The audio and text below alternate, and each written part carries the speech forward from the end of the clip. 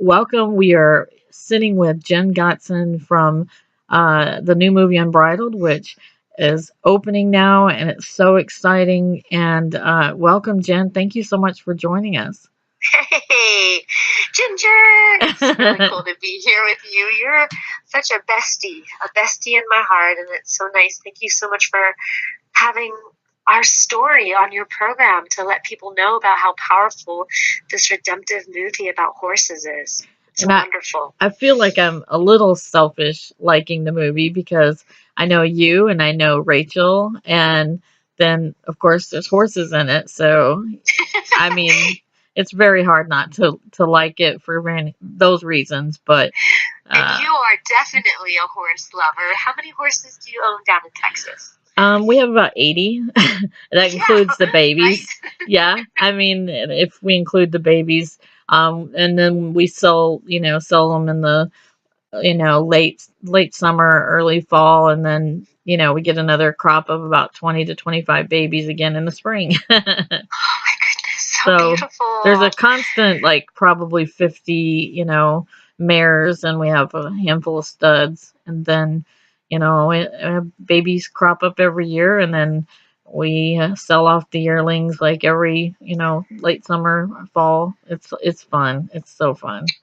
Oh, I love it. I love it. Lindsay Partridge, who did all the horse training on Unbridled, she opened up all of our eyes to this beautiful world of harmony horsemanship where you're able to connect with the animal to be able to heal those wounds in your heart and be able to then move the horse as you move with intention. And it was just so neat to be able to work on Unbridled and be able to see Lindsay do this and teach this to all of us. And that horse is just, I mean, unparalleled as far as what it could do. John was saying, the director, he was saying, basically, she said, "You tell me what you want him to do, and it'll happen." Like, basically, anything you want the horse to do, we'll make it happen, and that's not normal. That's right. John David Ware, such a fabulous friend. He did an amazing job directing Unbridled. He actually won many awards for the work, which is I'm so excited for him. He had this one idea of Dreamer being able to move. Let's say if you look at a clock, move from 12 o'clock to 3 o'clock. Right. And Lindsay stepped all the way off set.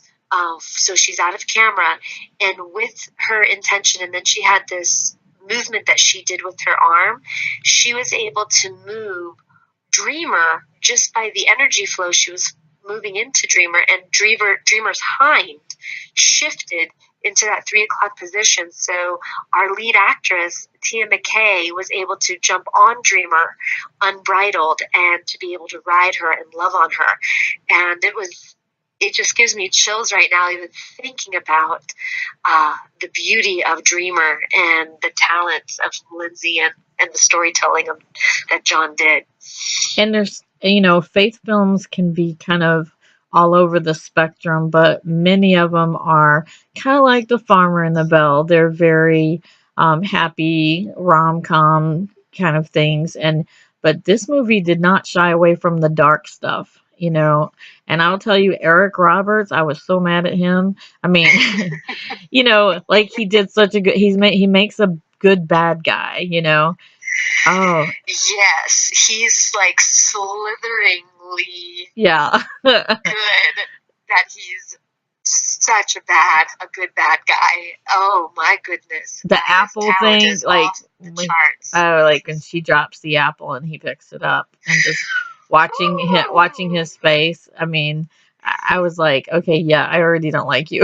It gives me chills just thinking about it. Everyone's got to see the movie Unbridled, and they'll be able to understand what we're talking about. It's such a beautiful story because you have a girl that's going through this really secret pain, that her mom is oblivious to because she's got a problem with alcohol, and she's being basically sex trafficked, and then but she finds redemption and restoration with this horse therapy farm, which Jenn is there, and of course, the beautiful dreamer. And, and she, in the story, that horse has been abused. And so she's like, I want that to be my horse. And it really is, honestly, a true thing with horses like that, where you can heal, because there's this kind of back and forth with horses. You got to show them respect, but you got to make them respect you too, and it helps you learn human relationships in that way. And for you being in the film, like, what was that experience like? Was it anything like you thought when you came into it? It was a challenge in a lot of ways. And one of the reasons is I played a real life character. Joy is who my character Felicity was inspired by. In fact, our producer Christy and her daughter Lindsay, they sat at Corral, and this is a equine therapy program, and they sat there taking in notes, watching how Joy would work with the abused teens, pairing them with abused horses that were skittish or dealing with the same type of emotional problems. And then together they would both, the animal and the teen, would start to develop confidence and openness. And so when you're playing a real life human, you want to be able to honor that individual. And Right. Joy had this this characteristic about her that was foreign to me, and I learned so much just by being with her. And one thing that she does is she puts boundaries up, and she calls it being attached or detached.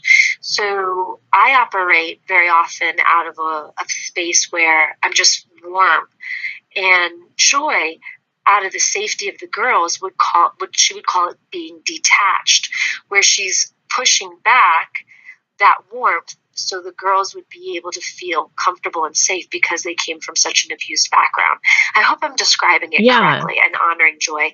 But I was just fascinated by watching how she walked, how she carried herself, how the cadence of her voice was, how she interacted with the girls. And we even got to a time where I asked her if I could wear her vest, because I thought it would be a nice little homage to her in the movie. And so it was fun. It was really fun painting through her eyes. And then I remember in my normal life, because I'm more quick-paced, faster talker, a lot super, super, super happy. Yes.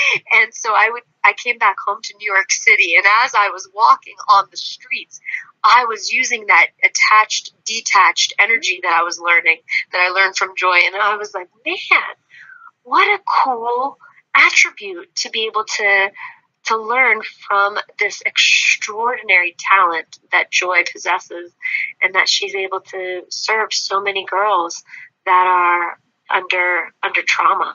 And that sorry, I talked a lot. That was a long answer. Hey, anytime you and I get together, we're gonna talk a lot. It's just assumed.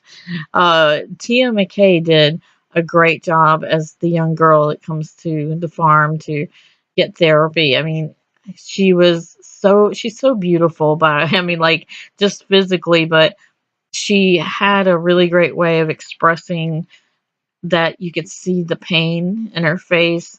I mean, but you can also, but of course, you could also see the eventual restoration and joy that came back, because of everything. And I tell you what, I won't spoil it, but there is one moment in this movie, and I know you'll know which one it is, that my heart stopped. I was like, that didn't just happen. And it like just took my breath away, and I was like, okay, where's it go from here? I mean, especially the last, half hour of the movie, like, it just goes so many different places. It's amazing to, to see it all come together. And she's it's such a great thing to, see somebody, a young actress like her, pulling off this role like this. And of course, Rachel Hendricks does a wonderful job. Common friend of both of us. She's such an adorable person, and she's a very she's a very reserved person, but when she's like, when it's about a film, she you know tries to soak everything into her experience as well. She reminds me a lot of you, but she's a more, conservative, more quieted, person. But she can be very joyful too. But she's such a sweet person. Yeah, yeah. Oh my goodness. Uh, just to comment a little bit on Tia and Rachel, Tia was, woo! It was so Yeah. cool watching her. John David Ware, he met her through the 168 Hour Film Festival, where she came in as one of the actors in one of the short films. And when John was brought in to direct, he immediately thought of Tia, and boy, was he hit a home run, because she just was breathtaking. Yes. She is so breathtaking in it, and I can't wait for people to watch it, to be able to just be entertained by this extraordinary movie. And then Rachel, I was so stoked to be able to work with Rachel, because she's not only just a talented human being, but she's so creative, and her heart is just so beautiful. And we knew each other as acquaintances, and this movie allowed us to bond into developing a very precious friendship, where I just can't sing Rachel's praises enough. She's just 110% quality of awesomeness. And if anybody wonders who that is, it's the star of October Baby. Most people can, reference that movie, and she's the star of October Baby, which is such an incredible film. And we also interviewed about The Perfect Wave, and we had her, interviewed about that movie as well. And she's just a really kind person. But Jen's just a blast. It's so exciting to see you involved with any film. I immediately want to get your take on it, because I know it's going to be, so happy and fun and bubbly. It's so neat. I remember this one story with Unbridled. So Lindsay Partridge, who was our horse trainer on set, the day before she trained Rachel and me, because we both work at the Equine Academy, and my job was to portray Joy, which is the owner of Corral. And she not only has a command of the environment, but she understands how to operate and move horses through a healing. So I needed to learn how to do that. Okay. So we get there, we get out to the ranch, and Lindsay starts working with us and teaching us. And we start moving the horses and walking with the horses on intention. And the next day, so we just learned it the day before, the following day we're shooting, and the sun is setting, and they, as production, decided, let's get some candid shots of the horses and the teams working together. And so this was something that was not planned. It was something that they wanted to do, but right then and there they said, let's do it now. Light was so just right. Out they run, this horse that's rambunctious and is wiry, and it's all over the place. And then the team that they selected, the talented Lindsley, they bring her on out, and she's such a gifted actress that earlier that day she got a spook from the horse, because the horse went up on her and she got frightened. So now I've got this rambunctious horse. I've got a girl that's dealing with a human issue, not an actor's issue, but they're like, oh my gosh, I hate these horses because I'm scared. That wasn't her response. That would be my interpretation. And Lindsay Partridge says, Jen, this is difficult. What you're going to do right now, I don't know if you can do, but just follow these instructions. And so I went up to the horse and I calmed my energy. I grounded myself. I'm a Christian woman, so I'm praying, and I'm praying the love of Jesus. And I reach over to the horse and I give the horse a hug, connecting my heart to the heart of the horse, as I'm starting to now pray in my heart to the horse for peace. Then I step back behind the team, Lindsay is her name, and I say, okay, what you're going to do is imagine as if you have a big smile or a ray of sunshine coming from your heart, that you're taking a breath and breathing that ray of sunshine into the horse's heart. As she was doing that, I was doing that behind her. I was walking her through a breathing exercise through this intention of focusing your energy with warmth and love and peace. Ginger, what happened next, I will never forget. The horse brings its snout, its nose, right on in. And where does he put his nose? Right on Lindsley's chest. Aww. And I'm standing right behind Lindsley. This was the horse that was a moment ago was extremely rambunctious, frightened, and skittish. And so was Lindsley. And together we watched a miracle happen. And that's when I became a believer of these majestic creatures that God has created. And so you have to see, any of your guests who are listening, you have to see Unbridled. It is a powerful movie that will change your lives.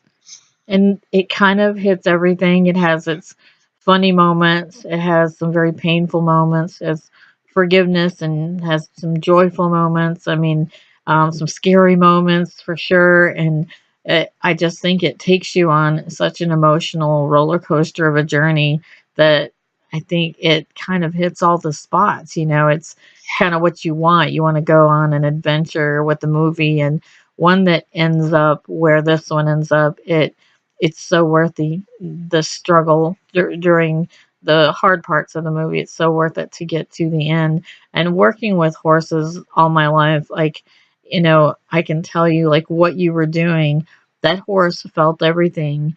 I have horses that, you know, have been, I had this one horse that I just loved her, and I still do. Her name's Beauty. And, you know, one day, like you. Oh, Beauty. Like you. That's great. Sorry, I didn't mean to derail.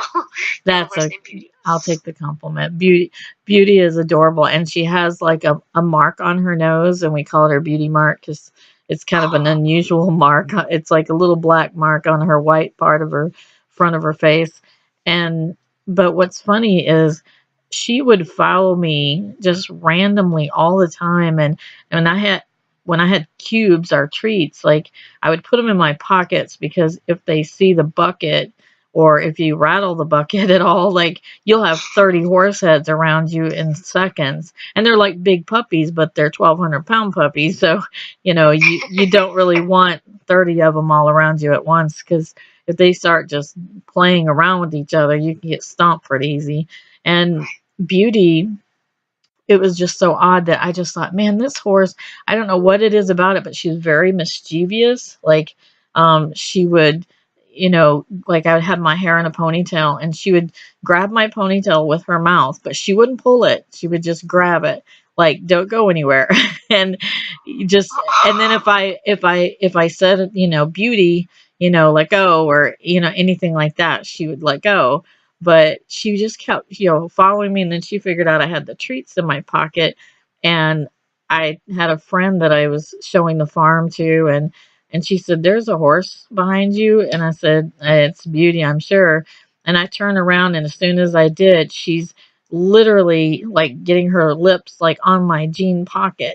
Like she's trying to get them out of my jeans. And she's like, she's like, "Aren't you scared? What is she doing?" I said, "She's not trying to bite me. She's trying to get to the treats that she knows are in my pocket."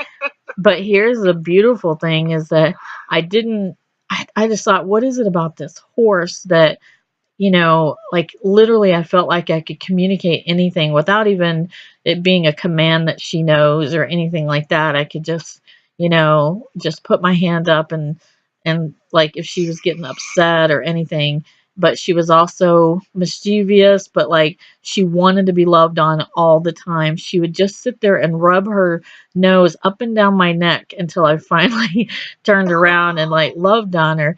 Well, the funny part is my cousin Diane, who runs our family's horse farm, she said, "Well, I guess, you know, definitely that's always going to be your favorite horse." And I said, "Well, I don't know why. Like, I don't know what it is about me that she is constantly, like loving on me. And she said, well, with it being Haley's horse, that's probably why. And Haley was my niece that died when she was 22. And my cousin had told her in April of 2009, she had told her, we saved a horse out of our new babies this year that has a beautiful temperament, and we're saving it for you. And she was in the hospital, and she has cystic fibrosis, and they were just doing it as like an encouragement, like when you get out of the hospital, this horse is going to be waiting on you. She was in love with horses all her life. And so that horse was hers, but she didn't ever come out of the hospital. She died that September. And but they didn't sell the horse, but I thought that they did. And because, when you sell 25 horses a year, I'm not involved in every sale. And I just thought that horse got sold. And she said, that's the horse. She said, we couldn't sell it after Haley died. Like, we couldn't bear to sell it. And I said, this one is the one you gave her? And she said, yes. And the fact that it followed me around, this was my first niece. And I helped raise her when she was little. So it was like a kid. She was like my own kid. And when they were sick all the time, like she was, and you bond so much when you have sick kids. And she just funny enough, that horse being the only horse that, I mean, they're all very friendly, but that one just, I can walk out in the middle of the pasture, and no matter where I'm standing, if I stand there long enough, she will come to me wherever she's at. And we have 150 acres. She will find me every time. I can get on a four-wheeler and she'll find me. It doesn't matter where I'm at.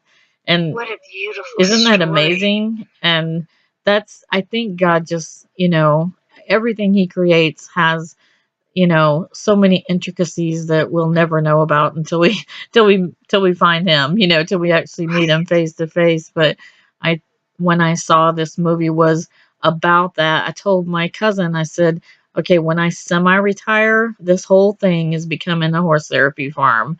We're gonna bust girls in from wherever and bring them in. And so I got to share Unbridled with her. I got to let her see the screener, and she just cried like buckets and buckets. And she said when I retire, if you'll retire, like, I will do this with you. This is something I would love to do with these horses, because she already had seen so many people. She's had horses that were damaged, that got caught in a fence or something, and then somebody thought they saw something so special about that horse, which normally it's hard to sell them if they have, tears, scars like that. And this one had a scar like ripped from, literally caught his mouth on it and ripped him all the way down to his leg. And it had to be sewn. The doctor had to, sew it back up. And so he had obviously his fur didn't look right, and it was a permanent little scar. And for her, though, it just made him unique and special, and she fell in love with it. And it's just amazing. So I have, literally so many stories, and I get new stories every year. I go down for a couple months, a couple weeks or a month, and spend time when the babies are, getting ready for sale, and try to get them used to bridles and being led around. And then of course, I get to see all my favorites. But we have a horse that looks exactly like Dreamer, and her name is Penny.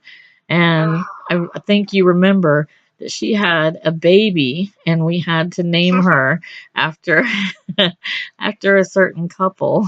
Um, so we had our little Chandler that that was born when you got married. I love that. It's so special. It was so unique that it was born literally when you got married. And I was like, this has to be named after Jim and Jennifer, Jim and Jen, because this can't happen. I mean, this is unusual.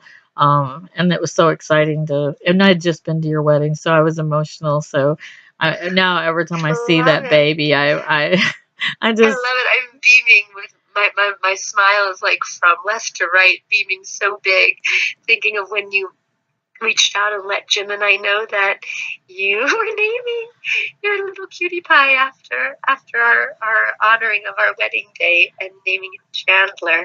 I love that. It's so special. and well, we can give people a sneak that we are in the middle of the Farmer and the Belle, like that will be coming out, so we will keep people informed of everything that's going on with the Farmer and the Belle, and people Thank can go you. check that out on Facebook and get involved, and there's so many beautiful things about it, encouraging people from the inside out, and I think that this film took you on a lot bigger journey than you ever anticipated.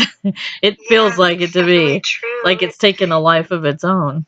It did, inspired by our true story between Jim helping me find real love and understanding how to have a relationship with Christ and knowing where you're grounded from. And from that, it spawned an incredible movie that we are going to go into pre-production with, and it opened up the ability to create a jewelry line where we have beautiful bracelet helping girls understand why they're valuable, and a children's storybook and a devotional book that will help guide the hearts to understand why us ladies are created by God as a magnificent masterpiece, and we don't need to look to the world to try to look a certain way to get our value or our worth. But God made us with a unique purpose and a hope and a design. And because of that, when we're walking in His calling, it allows us to come to that full understanding of who we are and the purpose we have and why God made each one of us valuable. It's so special, and we were so grateful that you came on out to our wedding. What Oh, that a was so beautiful fun. time, and how neat that we filmed some of that for the movie. And this coming fall, everything should be finished. So we'll see if it releases this fall or the following fall, but it's been a long journey, and it will come out for Christmas on television. So it's exciting. It's so what's interesting about it, and I don't know if you tell Jim this or not, but for me it's like kind of like horses, like they don't just trust you right away, like I think Jim did kind of what I do with the horses, like over time, like it's almost like a courting thing, it's this, I'm giving you a little bit of trust. Give me a little bit of trust back. It's this. I mean, he did such a beautiful courting job with you. I would like. I fell in love with him as a person because of what he did for you. And the way that he pursued you in such a godly way, and that's missing. People need to see this movie to see what how we should be looking for love and how we should be open to um, I I think you weren't expecting to fall in love the way that you did. No, not Not at at all. all. And his pastor really helped, Pastor David Burris helped understand that there are three loves. There's so many different definitions of love in the Old Testament, but in the translation in Hebrew, if you go back to the original text, love is raya, ahava, and dod. And raya is that friendship. Ahava is that forever, that longing until death do you part. And dod is the passion, is the fire, is the attraction.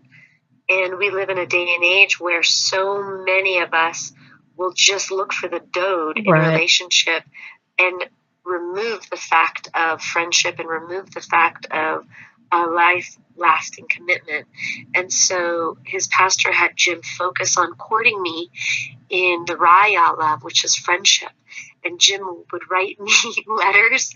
We lived long distance, and he wrote handwritten letters, and he helped me focus on my relationship with Christ. And we just developed a friendship that was so deep, and all the other elements came together. It's really special. So if I could give anyone any advice, if you're dating anyone, friendship first. And yes, the attraction is there, but make that friendship deep, and where you don't want to be without that person, and that forever is burning in your heart. And when you have all three of those loves with the love of God, that's what one of the definitions of real love is. And the funny thing is I used to tell my kids how much you invest physically and emotionally into a relationship will be directly relational to how much heartbreak you have when it ends. So if you don't choose to start out in a friendship way, in a safe way where you just get to know them and find out what they're like and see them in a group setting, and see what they're like around other people, to kind of both observe, kind of be an anthropologist of that person, and just completely study who they are, because usually, the physical stuff is so rushed into, even if it's just holding hands or kissing. And then if if you break up, then that heartbreak, it's there because that's such a big part of the connection. And Right. but if you slowly invest and start in that friendship, then the worst case scenario is I still have a friend, but it's not going to be romantic, Right. But if you Right. you invest that dote and like just go right into that, and without thinking about any of the other aspects, that definitely, heartbreak is a huge problem with suicides. And it just goes into so many areas. I think the model that you guys put in life and in your movie is going to affect so many young girls, especially. And for me, I'm just, I mean, literally beaming in my heart just thinking of watching it unfold with such a great person on the sidelines, like to just watch it happen, and then to see it finished at your wedding. I mean, I can't, I mean, I literally just, tears just kept falling and falling. I mean, everything you did, and you were like this little giddy girl. This is my favorite wedding I've ever been to, because right before they announced you man and wife, you're literally jumping up and down like a girl, and like little 5-year-old girl that's like, oh my gosh, I can't wait to get my new Christmas present or whatever. Like you have this like giddy excitement, like you just cannot wait for them to say it. And I don't know if you even remember doing it, but it was adorable. I mean, it was fantastic. Oh my gosh, I've got tears falling down my eyes. What a special time. And today Jim left to go to Georgia. We live in New York City area, and he drove all of our set decorations and our production office and wardrobe down to Georgia, and he left this morning. And as he was leaving, I realized now we've been together for almost 5 years. Wow. And that passion, that fire, that love, that friendship, that connection, it's not gone. It's deeper and more rich. And that's something, that's because I really get attribute to Jesus Christ as our sole foundation, looking at how Jesus loves and how Jim loves to be able to love me in that same type of way. It's beautiful. At your wedding, you had these beautiful little carved out pieces of tree where you wrote the three definitions of love and then our last names on, Yes. like, and where we hang our keys when we come in, that's where ours is hanging. So Awesome. it's, my son is single, my two daughters aren't married, they have boyfriends but they're not married, so it's like, when they come in, they put their keys up and they will see it on, like, constantly. So I'm trying to put subliminal messages in there. Thanks for that, because I'm helping, like, secretly, behind the scenes, like, put that message in all my kids. But it's also a reminder for me. You get behind a praying mom, and then everything, all good stuff happens. Get out of the way when a mom starts praying, you better move out of the way. That's correct. Well, you have such wonderful children. All of them are grown up, and they're just such delights, beautiful delight wonderful, wonderful, wonderful gifts to this world. And my son was so happy to come to the wedding. And I asked kind of last minute if he could come, and it was like, he just wanted to help Jim wherever Jim was. He was like, where's Jim? I want to help Jim, So he just thought Jim was so cool, and he was just so excited to like, talk to everybody. He never was sitting still. He was like constantly gone, but at one point after we left, I said, well, gosh, I barely saw you like all night. And he's like, well, you and Twyla were on the dance floor, so I didn't really want to be near that. Like, he said, I can't unsee my mom dancing. Like, it's like, sorry, me and Twyla, we like to have fun because believe it or not, Christians do. We have fun too, right? Heck yeah. Oh my goodness. That was such a fun wedding. And you and your dad dancing together was just so much fun. I was so I mean, as soon as I saw you dancing, I was like, where's my phone? I've got to get this on video. I wish I had taken more video now that I did a couple things like that, but it was beautiful. And that one photo you took, we ended up using that picture where you saw Casper, our Steadicam, our cinematographer, circle us during our wedding kiss, and that was such a cool photo that you caught. I was literally just rapid firing photos because I had someone in front of me that had a hat on or something, and I think it was Michael Warren's dad, and I was trying to like get around him, but I had to zoom in a little, which makes it pixelated a little. But really, I just kept hitting rapid fire because I knew that was going to be, part of the movie. So I was like, oh, I got to get this. And then Alex, my son, leans over and he's like, they are really kissing a long time. And I said, well, they're also putting this in their movie, so I'm sure they're kissing long enough for him to get a really good shot. And then, when the drone came over the sky, my son's like, Mom, there's a drone. I'm like, stop. Stop. I'm crying. Like, I'm like watching every moment of this, and your little girls and the sunflowers and your bridesmaids, everything was so beautiful. It's so special. Oh my goodness. What a special time. What a special time. And I think that's what's so beautiful about the film community as a whole, is that it allows us all to connect and go from one movie to another movie to another movie to another movie. And it's because of the friendships, that kinship that gets developed. And you and I, we met from the movie Doomby. Yeah. And that was years ago. And look at this friendship that is just so full of fruit. And just like you mentioned, Michael Warren and his friend Fred, the friendship is just continual, and we've been on several movie sets together, like The Good Book is one of them, Sharon Wilharm's film, and it's a great community. Wow. And we're so grateful for what you do in music and in movies, because you get to share the stories of all these artists on what is going on behind the scenes, so everyone gets to participate. I'm spoiled. I get to do the fun part. You guys do all the hard work. I get to do. No, when you're walking in God's calling, I don't think it's not hard work. It's growth work. That's the only way that you learn, is when you grow.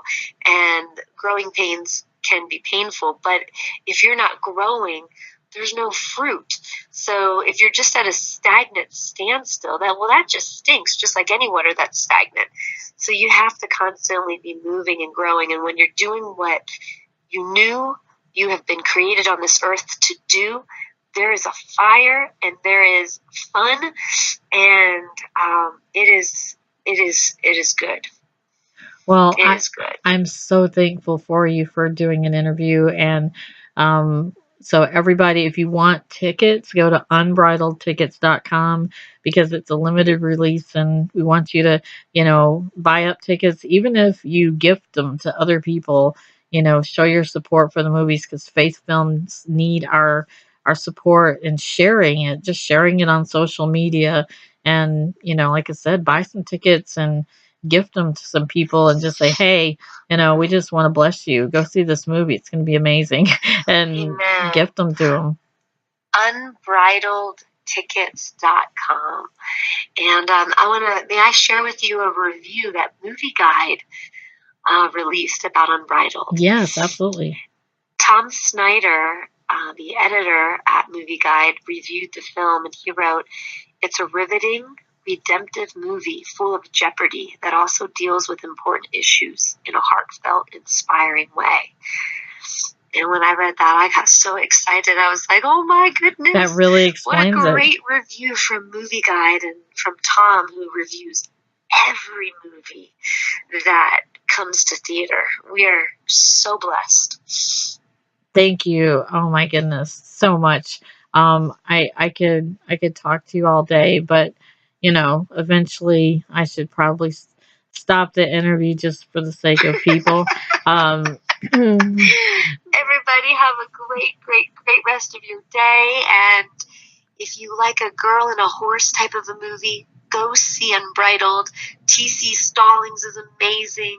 Day Young from Pretty Woman is brilliant. Eric Roberts is scary. The best bad guy you'll ever see. McKay, who plays the lead, is just deliciously brilliant. Rachel Hendricks is just extraordinary.